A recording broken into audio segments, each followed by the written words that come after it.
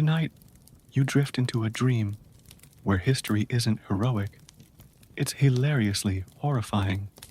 You've time traveled to the Middle Ages, where the beds are haystacks, the stew is suspiciously crunchy, and the local rooster might be possessed. You thought you'd meet gallant knights and wise old wizards.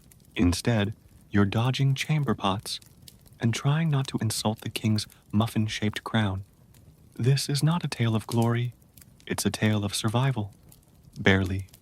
One itchy tunic, one screaming owl, and one very judgmental goat at a time. So snuggle in, brave sleeper. Let the candle flicker, the rats scurry, and the medieval madness begin. You won't last the night, but you'll laugh trying. And hey, before you drift off into this hay-scented nightmare, don't forget to like, subscribe, and whisper into the void from where you're watching. Is it your bed? A couch? A haunted castle in Transylvania? Let me know in the comments, or just dream it at me. You awaken in what can only be described as a burlap burrito. It's a bed, technically, a sack stuffed with hay, possibly some straw, and definitely something that just moved. You sit up, groggy, disoriented, and immediately bump your head on a wooden beam. Congratulations. You've arrived in medieval times, and you're already concussed. The room is dim, lit by a single candle that's doing its best. The walls are made of wattle and daub, which is a fancy way of saying sticks and mud. There's a draft coming from somewhere, possibly the hole in the wall that doubles as a window. You hear a rooster outside. It's not crowing, it's screaming. You don't know why, but you're not emotionally prepared to find out. You swing your legs off the bed and immediately regret it. The floor is cold, damp, and squishy.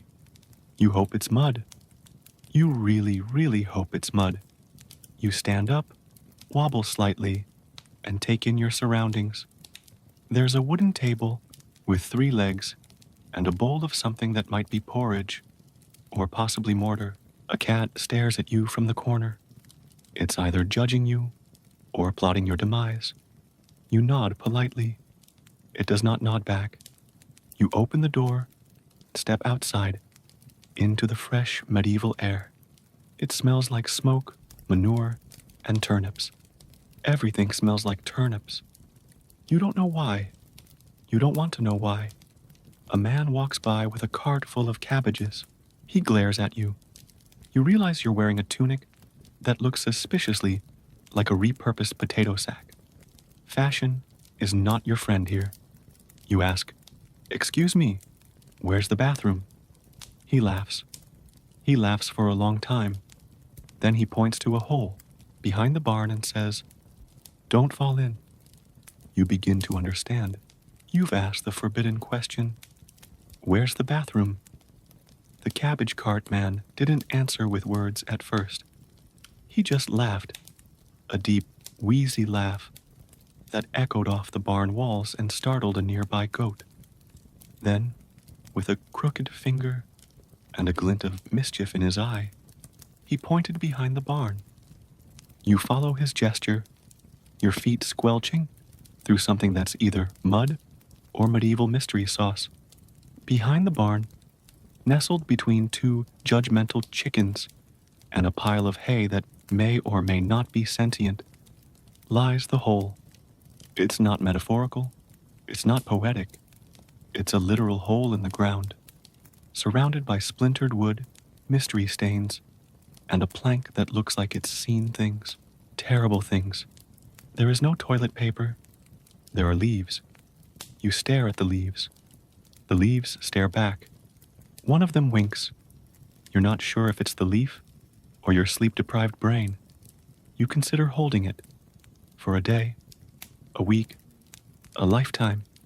You wonder if medieval constipation was a common cause of death. You briefly fantasize about inventing indoor plumbing and becoming a legend. A man walks by, and cheerfully says, "Don't forget to whistle," keeps the rats away. You do not whistle. You do not move. You begin to question every decision that led you here. The time travel, the curiosity, the moment you thought, "I bet medieval times were charming." Eventually, nature wins. You approach the hole like it's a sacred altar. You hover. You pray. You regret. The chickens watch. You feel judged. You whisper to yourself, "I miss plumbing." When it's over, you emerge changed. Not cleaner, not wiser, just changed. You walk back to your haybed with the 1,000-yard stare of someone who has seen the abyss and used it. You've survived the hole. Barely. You have returned to your haystack bed with a 1,000-yard stare and a newfound appreciation for modern plumbing. But now, as the sun rises and the rooster resumes its demonic screeching, it's time to face your next medieval challenge. Getting dressed, you look down at your current outfit, a shapeless tunic that feels like it was woven from sandpaper, and regret. It's brown. Everything is brown. The walls are brown. The food is brown. The fashion is aggressively brown. You ask the local tailor if there's anything more breathable. He squints at you, then proudly presents a garment made of burlap, stitched together with what might be horsehair. "It's our spring collection," he says. "Very chic." You slip it on. It immediately begins exfoliating your soul. The tailor adds a belt, a rope, really, and a pair of shoes that are just wooden slabs tied to your feet with twine. You take a step. The shoes take a nap. You fall. "Perfect fit," the tailor says. You ask about undergarments. He blinks. "You mean more clothes?" You nod. He laughs. "What are you, royalty?" You are not royalty. You are itchy. You are chafing in places you didn't know could chafe. You us are 93% burlap and 7% despair. A flea hops onto your shoulder. You name him Gregory. You're pretty sure he's your closest friend now. You walk through the village, your tunic rustling like a sack of angry squirrels. People nod politely. One woman offers you a cabbage. You don't know why. You accept it. It's warm. You sit on a log, stare into the distance, and whisper, "I miss cotton. It's been a long day." You've survived the haybed, the haunted bathroom hole, and the burlap betrayal. Your stomach now begins to rumble, a medieval growl that echoes across the village like a call to arms. It's dinner time. You are hungry. You are hopeful. You are about to be betrayed again. You follow the scent of something vaguely edible to the local tavern, a place where dreams go to ferment. The tavern is dimly lit, full of smoke, and smells like wet wood and regret. A man in the corner is playing a lute, badly. You sit at a wobbly table and ask the barkeep, "What's for dinner?" He grins and slaps down a bowl of stew. You stare at it. It stares back. The stew is a murky brown, the official color of medieval cuisine. Floating in it are chunks of something that might be meat, might be vegetable, or might be a dare. There's a single eyeball. You don't know whose. You don't ask. You poke it with a spoon.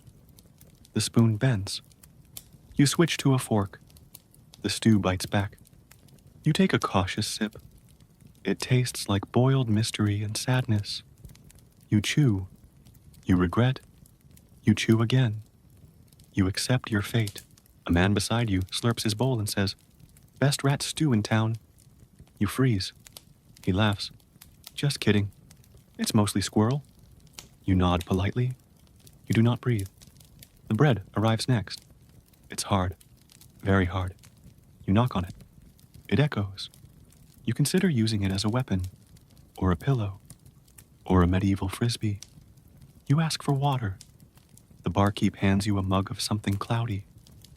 Spring water, he says, from the well.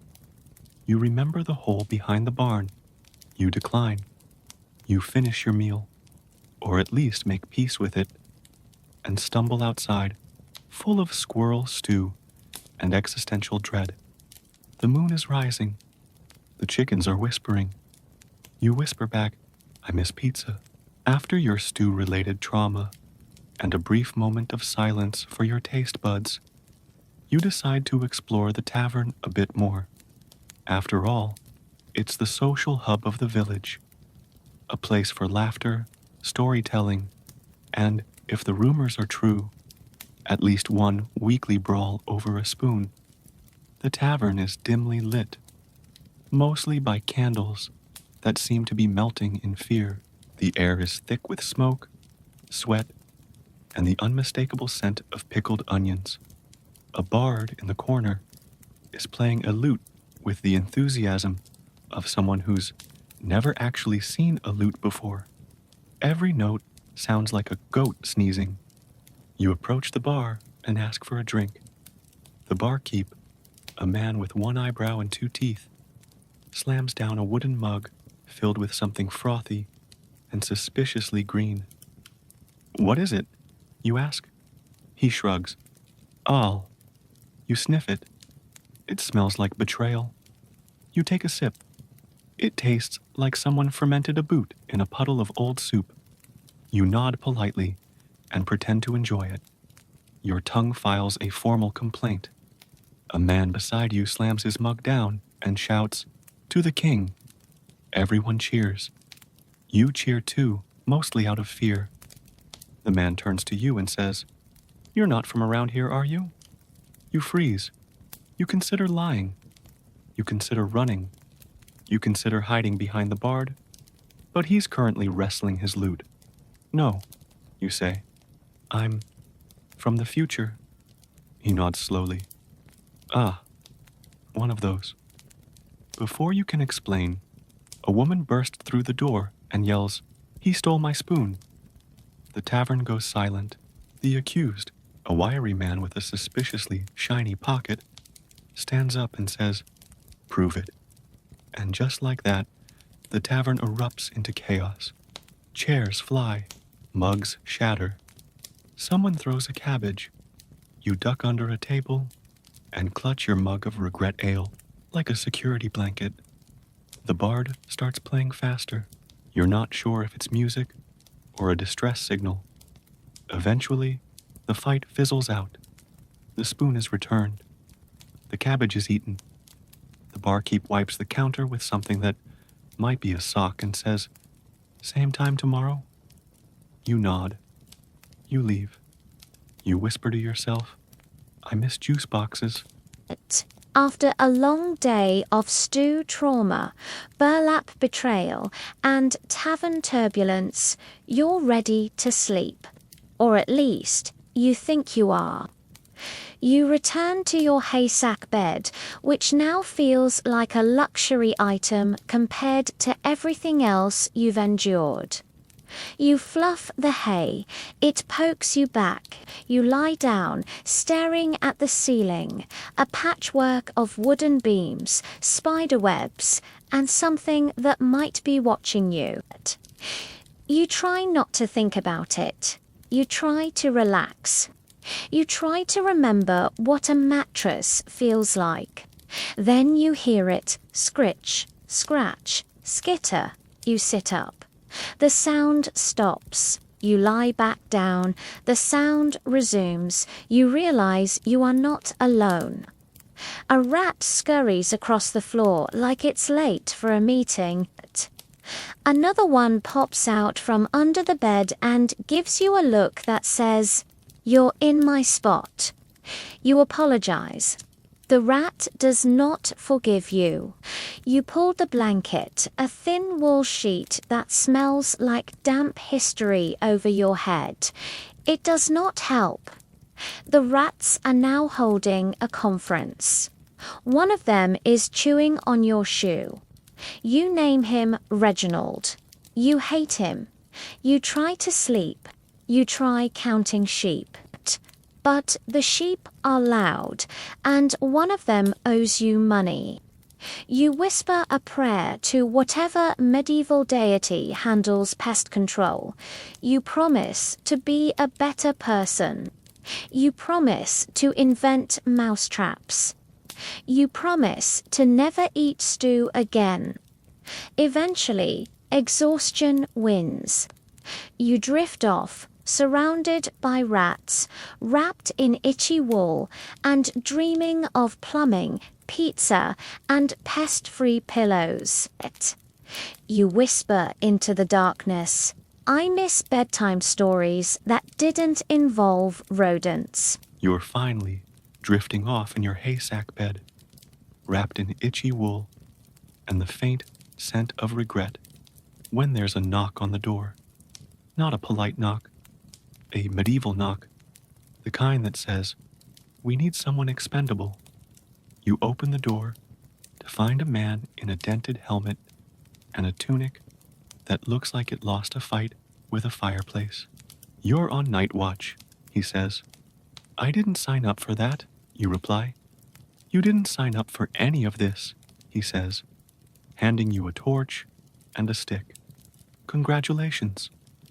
And just like that, you're patrolling the village in the dead of night, armed with a flaming stick and the confidence of someone who has no idea what they were doing. The village is quiet. Too quiet. You hear an owl hoot, then another, then a third, suspiciously close. You look up and see two glowing eyes in a tree. The owl stares at you. You stare back. It hoots again, louder this time, like it's mocking you. You whisper, "I miss streetlights." You walk past the tavern. It's still smoldering from the earlier spoon incident. A man is asleep in a barrel.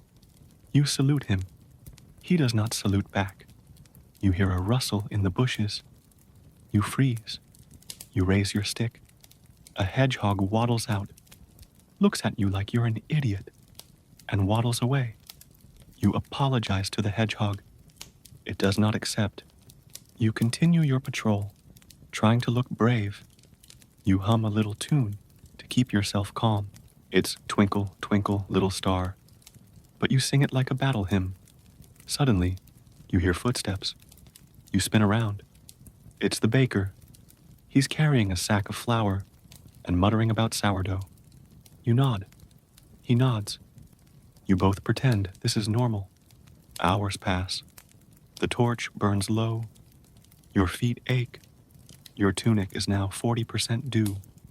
You sit on a rock and stare at the stars. They're beautiful, cold, distant, and completely uninterested in your suffering. As dawn breaks, the man in the dented helmet returns. "Good job," he says. "Only 3 chickens stolen and 1 mysterious howling incident. That's a win." You hand him the torch. You hand him the stick. You hand him your will to live.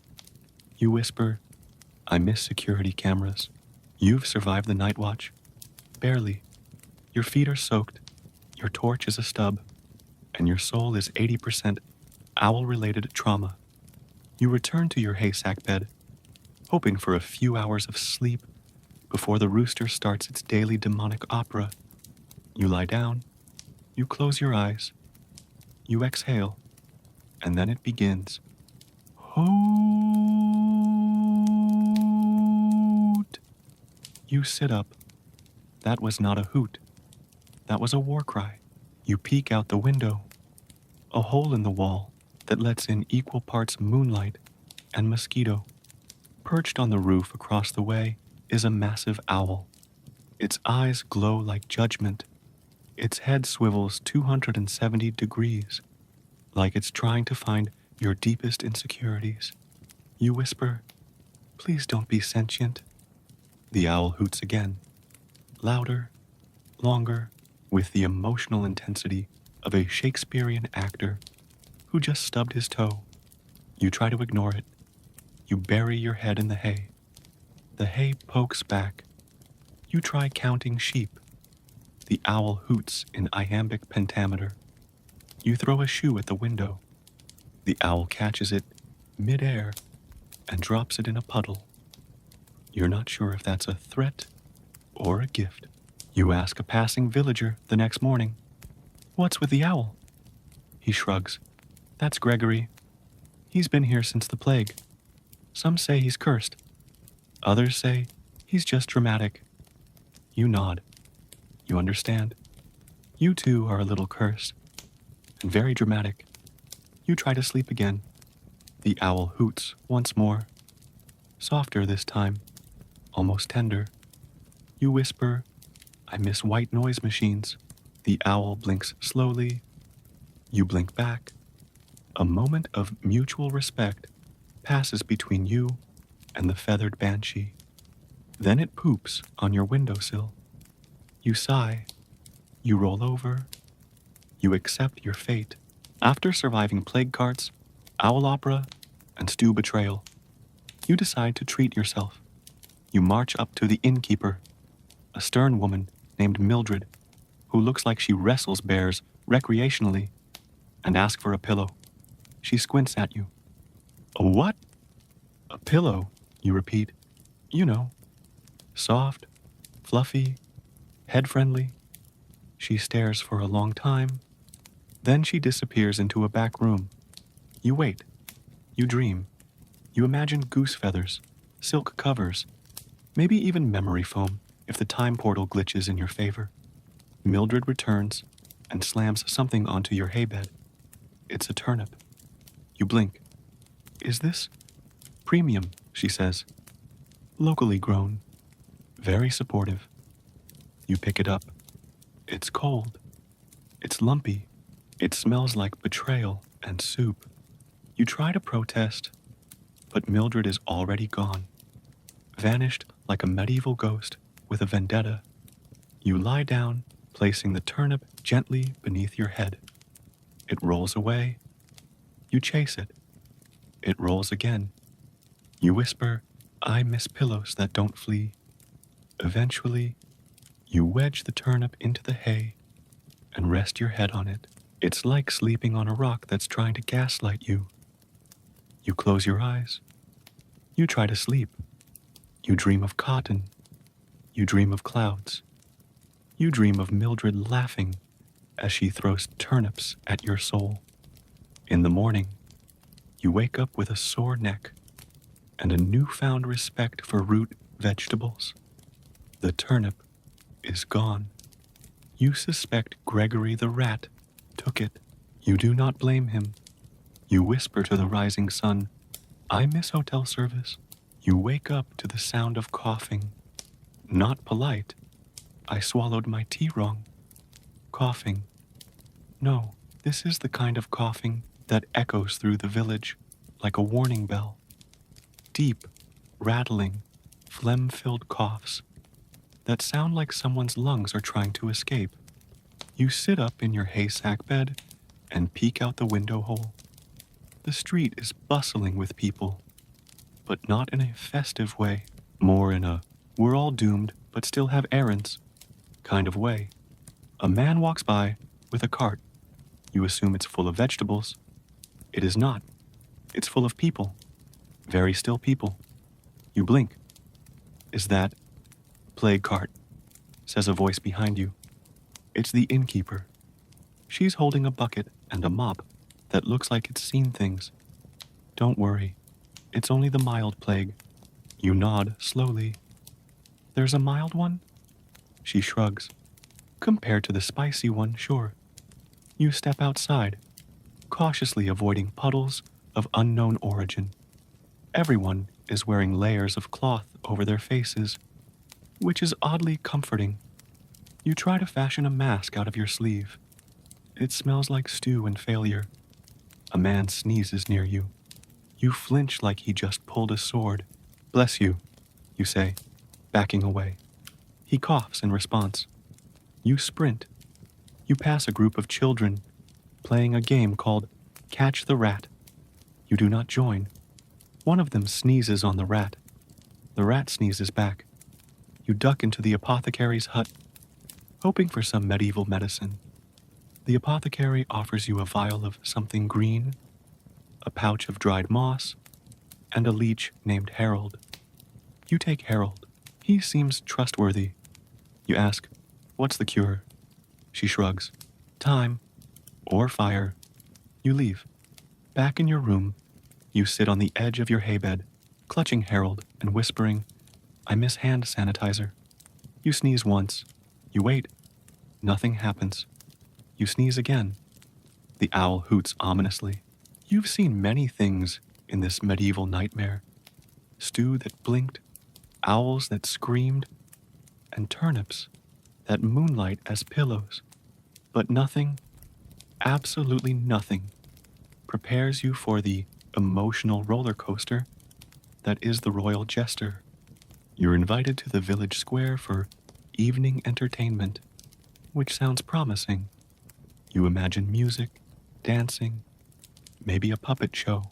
Instead, you get Reginald the Jester, a man in a motley outfit that looks like it was stitched together by blind squirrels during a thunderstorm. He cartwheels into the square, juggling 3 cabbages and a live ferret. The crowd cheers. You cheer. The ferret looks concerned. Reginald begins his act with jokes. They're confusing. "What do you call a knight who's afraid of the dark?" he shouts. Silence. "A candle." The crowd erupts. You blink. You try to understand. You fail. Then, mid-juggle, Reginald pauses. He stares into the distance. His voice drops an octave. "Do we laugh? Because we're happy," he asks. "Or do we laugh? Because the stew has broken us?" You shift uncomfortably. The ferret nods solemnly. Reginald continues juggling, now with 1 cabbage, 1 turnip, and a skull. You don't ask where he got the skull. You don't want to know. He tells a story about a knight who fell in love with a goose. It ends with heartbreak and feathers. You cry a little. You're not sure why. Then he sings. It's a ballad about loneliness and soup and the fleeting nature of medieval joy. You whisper, "I miss stand-up comedy that didn't involve poultry." The crowd applauds. Reginald bows. The ferret escapes. You sit in stunned silence, emotionally wrecked by a man in bells. As you walk back to your haybed, you reflect on life, love, and the fact that you still smell faintly of stew. You lie down, stare at the ceiling, and whisper, "I miss therapy." It's mid-morning. You're still recovering from the emotional whiplash of Reginald the Jester's cabbage-fueled existential meltdown when a boy bursts into your room, waving a scroll and yelling, "You've been summoned." You blink. "Summoned? To court," he says, dramatically, "by the king himself." You sit up, hay clinging to your face like medieval glitter. "Why?" The boy shrugs. "Probably a mistake." You arrive at the castle, a drafty stone rectangle, with all the charm of a damp sock. Guards usher you. It all started with a joke. A harmless, sleep-deprived, stew-fueled joke. You were recounting your royal court experience to a group of villagers, describing the king's lumpy, slightly tilted crown. You said, and this is important, it looked like a muffin that lost a fight with a raccoon. The villagers laughed. The owl hooted. The jester wept with joy. Unfortunately, one of the villagers was the king's cousin, and he did not find muffin humor amusing. By sundown, you're dragged from your haysack bed by 2 guards who smell like onions and disappointment. You protest, you plead, you offer them your last turnip. They eat it in front of you. You're thrown into the dungeon, a damp, echoey cave beneath the castle that smells like mold, betrayal, and possibly soup. The walls are stone. The floor is stone. The bed is also stone. You lie down. You regret everything. Your cellmate is a man named Bartholomew. He's been here for 12 years for excessive whistling. He's cheerful. He's twitchy. He's carving a spoon out of a bone.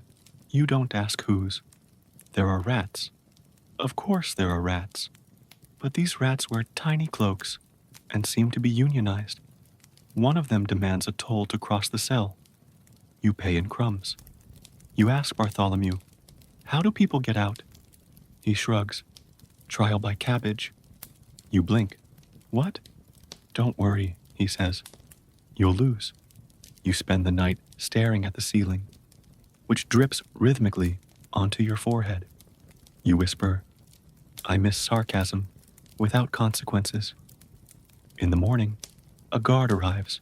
"The king has forgiven you," he says. He's decided his crown does resemble a muffin, a majestic muffin. You're released. You thank the rats. You hug Bartholomew. You vow never to speak of baked goods again. After your brief, but emotionally scarring, dungeon detour, you decide to seek healing, not emotional healing. That ship sailed when the owl pooped on your shoulder, but physical healing. Your neck still hurts from the turnip pillow. Your stomach is suspicious of the stew, and your soul is mildly bruised from Reginald's sad juggling. You are told to visit the village herbalist, a woman named Elspeth, who lives in a crooked hut that smells like moss and secrets. Her door creaks open before you knock. She's already staring at you. "You need a brew," she says. You nod. You don't ask what kind. She ushers you inside. The shelves are lined with jars, filled with herbs, powders, and things that blink. A squirrel sits on the windowsill, sipping something from a thimble. You blink. The squirrel nods. Elsbeth begins mixing ingredients. Leaves, roots, a dash of something that glows faintly green. She hums a tune that sounds like a warning. The squirrel harmonizes. She hands you a wooden cup. The liquid inside is bubbling. It smells like mint, regret, and possibly licorice. You take a sip. Your tongue goes numb. Your vision sharpens. You can hear the thoughts of nearby vegetables. You blink rapidly. "I can taste colors." Elsbeth nods. "Good. That means it's working." You ask what it's supposed to do. She shrugs. "Depends on your aura." You don't know your aura. You suspect it's mostly confusion. You finish the brew. The squirrel gives you a thumbs up. You feel energized, enlightened, slightly itchy. You walk outside and suddenly understand the emotional complexity of cabbages. You apologize to one. It forgives you. Back in your haybed, you lie down and stare at the ceiling. It winks. You wink back. You whisper, "I miss tea that didn't make me telepathic." It's a festival day in the village, a celebration of harvest, community, and mild bodily harm. You're told it's called the Festival of Slight Injuries, which feels both honest and ominous. The square is buzzing. Bunting flaps in the breeze. Children chase geese. A man is juggling flaming turnips. You don't ask why. You've learned not to. You're handed a pamphlet, well, a piece of bark with scribbles, listing the day's events. Competitive jousting, beginner level, no armor, lots of splinters. Sack race, sacks may contain live rodents. Mystery pie, eating contest, mystery not limited to ingredients. Medieval karaoke, mostly shouting. The grand finale, catch the pig always wins. You decide to spectate. You value your limbs. The jousting begins. Two men on donkeys charge at each other with sticks that bend on impact. One falls dramatically into a hay bale. The crowd cheers. The donkey eats the stick. Next, the sack race. You watch as villagers hop furiously. tripping over each other, and occasionally screaming, "It bit me." You suspect the sacks are haunted. Then comes the pie contest. You're invited to join. You decline. The pies look sentient. The karaoke begins. A woman belts out a ballad about lost turnips. A man follows with a passionate scream that may or may not be a love song. The owl joins in. You cry a little. Finally, the pig is released. Chaos ensues. People dive, tumble, and roll. The pig dodges like a ninja. It climbs a barrel, makes eye contact with you, and snorts with superiority. You whisper, "I miss festivals with funnel cake." As the sun sets, bruised villagers gather around a bonfire. Someone plays a lute. Badly.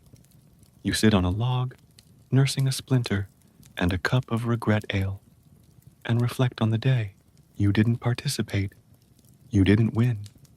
But you also didn't lose a tooth to a pie. That's a victory. You wake up to chaos. Not stew-related chaos. Not owl-related chaos. This time, it's legal chaos. The village square is packed. People are shouting. A man is waving a scroll. A chicken is wearing a tiny hat. You ask a nearby child, "What's happening?" She grins.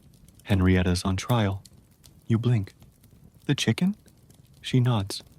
"Witchcraft." You stare at Henrietta. She pecks the ground with suspicious elegance. Before you can process this, a guard grabs your arm. You've been chosen. For what? To defend the accused. You're now the official legal counsel for a chicken. You're handed a robe. It's itchy. You're handed a scroll. It's blank. You're handed Henrietta. She poops on your shoe. The trial begins. The judge is the baker. The jury is 12 goats. The prosecution is Reginald the jester, who's still emotionally unstable from his last performance. Reginald opens with a dramatic accusation. She laid an egg, with a pentagram on it. The crowd gasps.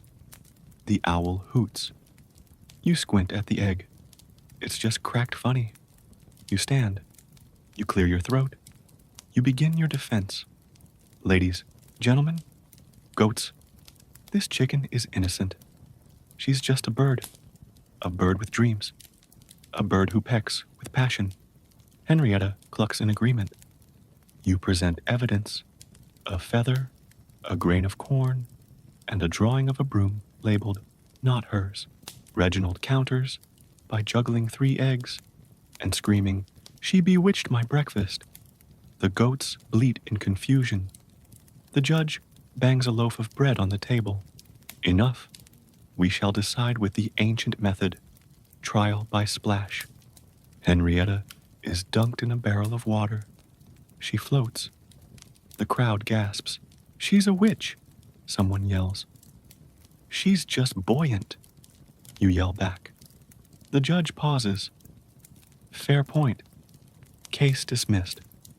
Henrietta is released. She pecks Reginald's shoe. You high-five a goat. You whisper, "I miss courtrooms without livestock." It's well past midnight. The village is quiet, eerily so. The owl has gone silent. The rats are asleep. Even Reginald the jester is snoring in a barrel somewhere. You're just about to drift off when a bell tolls. Not a loud bell. Not a church bell. A soft, haunting chime that seems to echo inside your bones. You peek out your window hole. Villagers are gathering in the square, wrapped in cloaks and mystery. You follow, because curiosity is stronger than common sense. At the center of the square stands Father Alric, the village priest. He's barefoot, holding a lantern, and wearing a robe that looks like it was stitched from fog. His beard glows faintly in the moonlight. You suspect it's enchanted, or just damp. He raises his hands. "Tonight," he says, "we speak not to each other. but to the sky. You blink. The sky does not blink back. The villagers hum in unison, a low melodic sound that feels like it's vibrating your spleen. Father Alric begins the sermon. He speaks of stars, of dreams, of turnips that once grew in perfect circles. He quotes ancient texts that may or may not be recipes. He gestures to the moon and calls it the great listener. You whisper, "I miss bedtime stories with plot." Then he turns to you. "You," he says, "the traveler. Do you hear it?" You panic. You nod. You don't know what it is. He smiles. "Good. Then you are ready." "Ready for what?" You don't ask. You've learned not to. The villagers begin chanting. The owl returns. It hoots once, solemnly. A goat sneezes. The moon glows brighter. Father Alric ends the sermon with a blessing. "May your hay be soft, your stew be mild, and your rats be merciful." You walk back to your hay bed, spiritually confused and slightly damp. You lie down and whisper, "I miss sermons that didn't involve livestock." It begins with a loaf. You're at the market, eyeing a piece of bread that looks like it has been through 3 winters and 1 emotional breakdown. You ask the vendor, "How much?" He squints. 3 copper coins, plus the bread tax. You blink. "Bread tax?" He nods solemnly. New decree. Every loaf must pay tribute to the royal pantry, even crumbs. You laugh. He does not. You pay. You receive a loaf that could double as a weapon. You bite into it. Your molar files for retirement. You return to the village square, where others are grumbling. A woman holds up a roll and shouts, "This used to be free range." A man waves a baguette like a sword. The owl hoots in solidarity. Then someone, possibly you, possibly the goat, yells, "No more crumbs for kings." And just like that, the bread rebellion begins. Villagers gather with loaves, rolls, buns, and one suspiciously aggressive sourdough. They march to the castle, chanting, "We need justice, no taxation without fermentation. Down with stale tyranny." The guards are confused. One is pelted with a muffin, another slips on a crumpet. The jester joins in, juggling bagels and screaming, "Rise, ye crusty few." You lead the charge, holding your loaf aloft like a banner. The king appears on the balcony, munching a croissant. "What is the meaning of this?" he booms. You step forward. "We demand bread equality." He pauses. "Fine. No more bread tax, but you must bake for the kingdom." You agree. The rebellion ends. The villagers cheer. The owl poops on the treaty. Back in your haybed, you lie down, victorious and flour-dusted. You whisper, "I miss gluten-free options." You've had enough. Enough stew, enough owl drama, enough trials involving poultry. You've survived the dungeon, the bread rebellion, and a sermon that may have been directed by the moon. It's time to go. Time to escape this itchy, rat-infested, cabbage-scented medieval madness. You gather your essentials, 1 mildly haunted turnip for morale, a spoon carved by Bartholomew for emotional support, a map drawn by a goat, accuracy questionable, regrettal for bribing guards or dissolving locks. You whisper to the owl, "Don't tell anyone." It hoots once, then loudly announces, "He's leaving." You glare. The owl shrugs. You sneak through the village under cover of darkness. The cobblestones are loud. The chickens are louder. You trip over a lute. Reginald appears from the shadows, juggling silently. "I'm coming with you," he says. You hesitate. He's unstable. He's dramatic. He's wearing bells. Fine, you whisper. But no juggling. You reach the edge of the village. A cart full of turnips is parked beside the road. You climb in. Reginald follows. The cart smells like betrayal and soup. You hide beneath the turnips. One of them whispers something. You ignore it. The cart begins to move. You're escaping. You're free. You halt. A guard shouts, "You freeze." Reginald panics and starts juggling turnips. You hiss, "I said no juggling." The guard approaches. You offer him the regrattal. He sniffs it, takes a sip, and immediately forgets his name. He waves you on. You roll out of the village, bouncing gently in your vegetable cocoon. You whisper, "I miss Uber." As dawn breaks, you and Reginald emerge from the cart, covered in turnip juice and hope. You're not sure where you are. You're not sure what's next, but you're out. You look at Reginald. He's juggling again. You sigh. You whisper, "I miss silence." You wake up expecting chaos. You brace for owl hoots, jester screams, and maybe a surprise trial involving a goat. But instead, silence. Soft golden morning light filters through your window hole. The hay beneath you feels less stabby. The rats seem to be on vacation. You sit up slowly, cautiously, like someone testing reality for sharp edges. Outside, the village is calm, peaceful. A woman hums as she sweeps her doorstep. A child giggles while chasing a butterfly. Not a goose, not a cabbage, just a butterfly. Even the owl is perched quietly on the roof, sipping something from a thimble. You don't ask. You walk to the well. The water is clear. It doesn't smell like soup. You splash your face and feel something unfamiliar. Serenity. At the bakery, the bread is soft. It doesn't double as a weapon. The baker smiles and says, "No more taxes. Just toast." You tear up a little. Reginald the jester passes by. He's not juggling. He's not crying. He's planting herbs. "I'm healing," he says. Turns out therapy works. You nod. You're proud of him. You're proud of you. You sit on a bench in the square. The sun warms your face. The air smells like herbs and hope.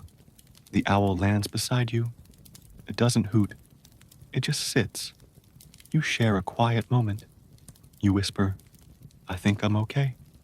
The owl blinks slowly. You blink back. That night, you lie in your haybed. No turnip pillow. No haunted stew dreams. Just quiet. Just peace. Just the soft rustle of wind through the thatch roof. You close your eyes. You smile. You whisper, "I miss nothing." And with that, good night. Sleep well, traveler. You've earned it.